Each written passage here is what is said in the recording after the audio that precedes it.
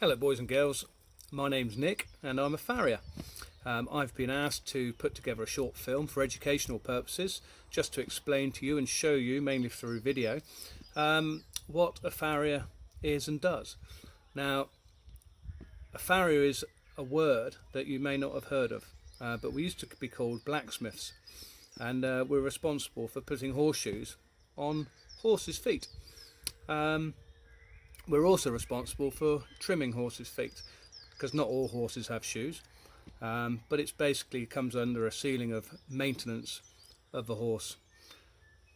Now, when we're trimming the horse's foot down, it's a little bit like your parents cutting your nails. Your nails keep growing just like your hair, and just like my hair at the moment without having a haircut. But here's a little bit of horn that I took off one of the hooves earlier of a fairly medium-sized horse.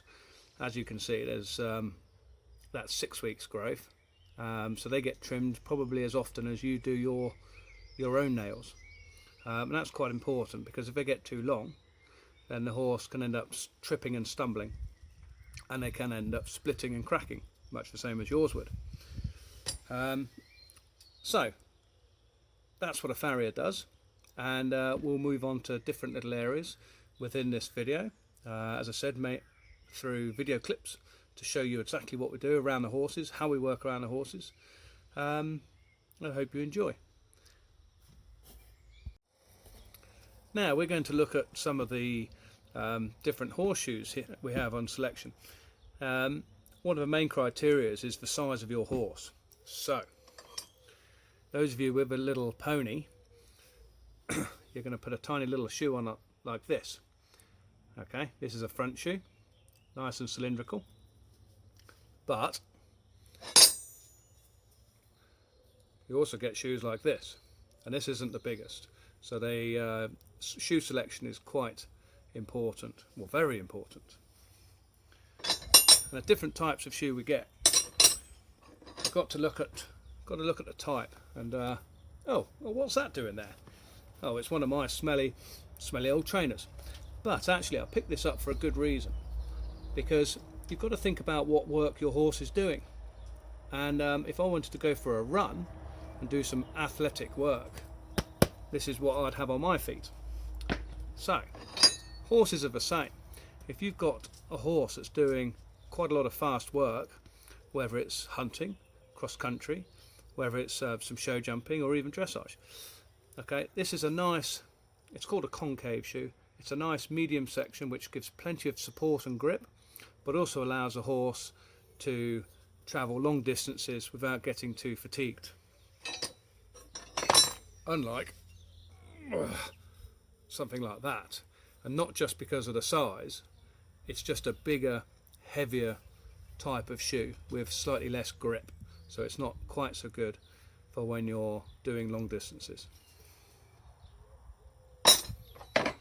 If you need more grip again, and you're going around the show jumping course, then we can even adapt the shoes and put studs in like that. Okay, much the same as your football boot or rugby boot or your hockey boot.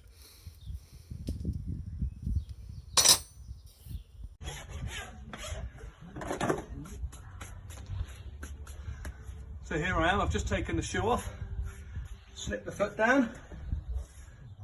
There's the old bit of horn.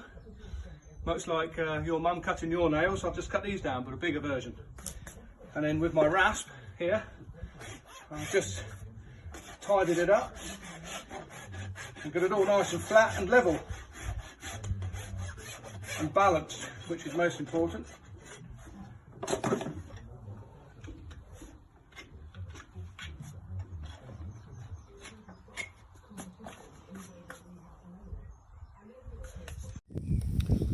So when we're going to shoe the horse, we look at various different things, and the first one we look at is fitting the shoe for the horse that you're shoeing.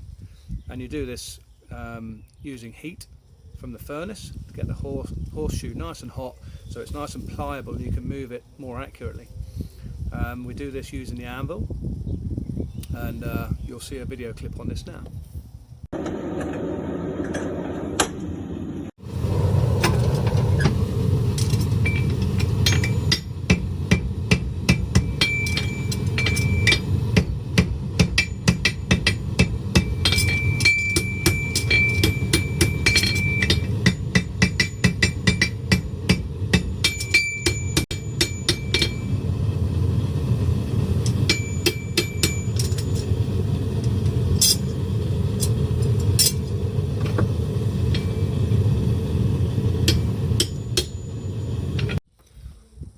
Once we've shaped up the shoe to where we think it ought to be, to match up and marry up with the horse's foot, we then take it over to the horse and we give a little singe on to get a nice seal onto that foot. It's called fitting the shoe.